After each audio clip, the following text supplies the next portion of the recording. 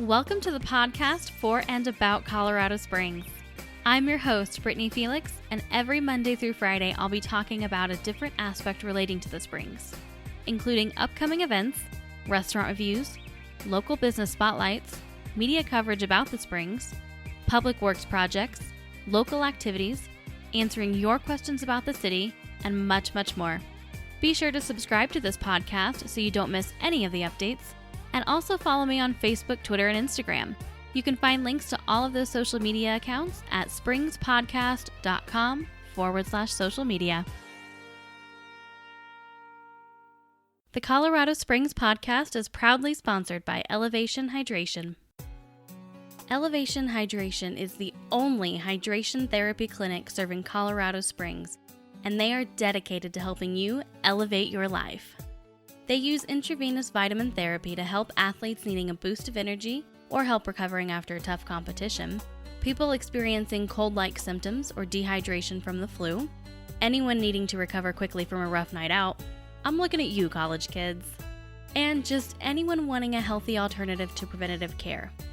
They have a wide variety of hydration packages to help address whatever your needs are.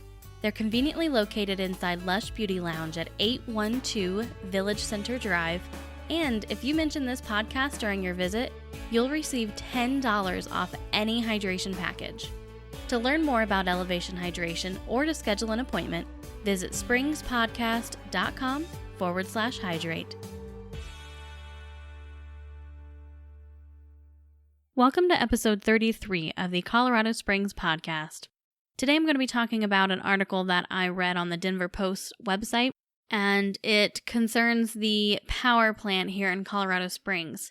Apparently, a group called Wild Earth Guardians has filed a federal lawsuit against the power plant, claiming that it broke air quality rules over 3,000 times.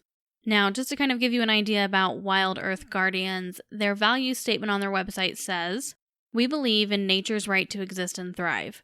We act on this belief with compassion and courage by preserving the wild world. We defend wilderness, empower life, end injustice, and stand for healthy, sustainable ecosystems and human communities. We embrace conflict and cooperate without compromising our values. We execute the campaign strategically and decisively. We mobilize, inform and inspire others, and we work to heal wounded landscapes.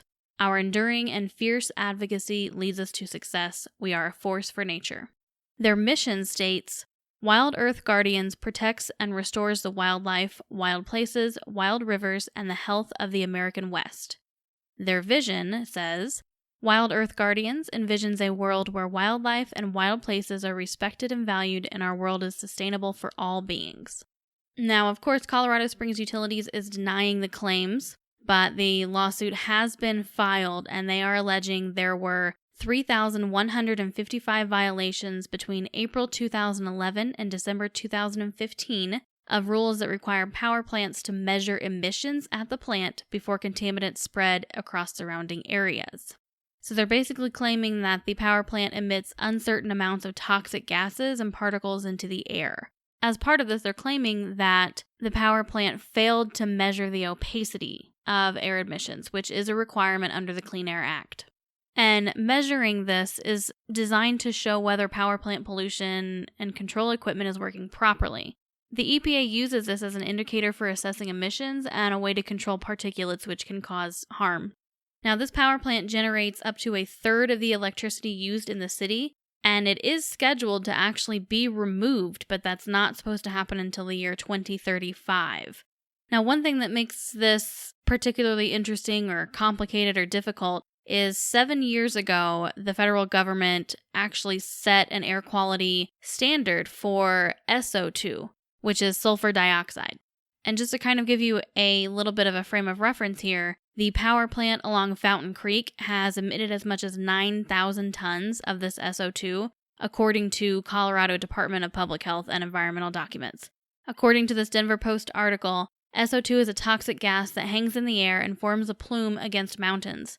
SO2 can cause asthma, heart disease, and lung disease, and it can constrict airways after as little as 5 minutes of exposure. So just imagine if you're walking around and living in a city where this is in the air all the time. So it's understandable why the federal government decided to put a limit on how much SO2 can be released. The issue is that they have not come up with a standard measuring system for this SO2.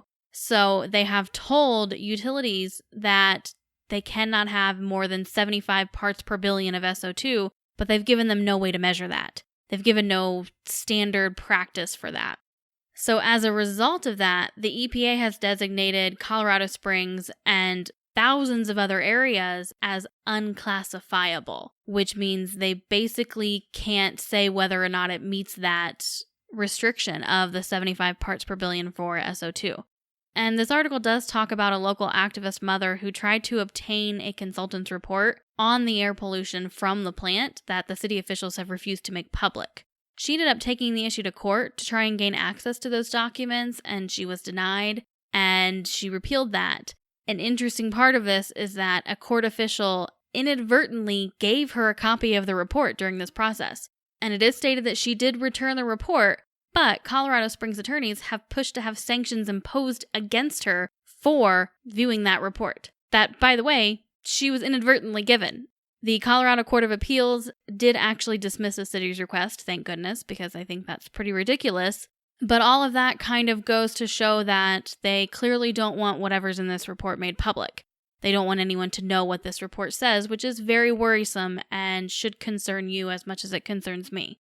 This article does also state that Colorado Springs utilities have actually been working with the Colorado Department of Public Health and Environment for more than a year now to try and figure out a way to collect more accurate wind data so that they could eventually use this to determine the likely SO2 concentrations in the air. Later this month, the CDPHE is actually expected to address the Colorado Springs City Council on plans for modeling of air pollution levels over the city. So I think that's great that they are trying to get a handle on the air pollution, but what that also tells me is that they do believe there is an issue that needs to be addressed. I don't think plans would be put in place to evaluate a potential issue if it wasn't believed that there is an issue to begin with. So this is a story I will absolutely be following and is a story that we all need to be aware of, and it needs to be reported on, and we need to get these updates. We need to figure out what is going on with the air in our city and with this power plant. I did obviously paraphrase this article. There is more, so if you are interested in reading the full article, I will have the link in the show notes on my website, and you can find those at springspodcast.com/033. And of course, those are the actual numbers, 033. Want to take a moment before I wrap things up to remind you to check out the Colorado Springs podcast on Facebook, Instagram, Twitter, and YouTube.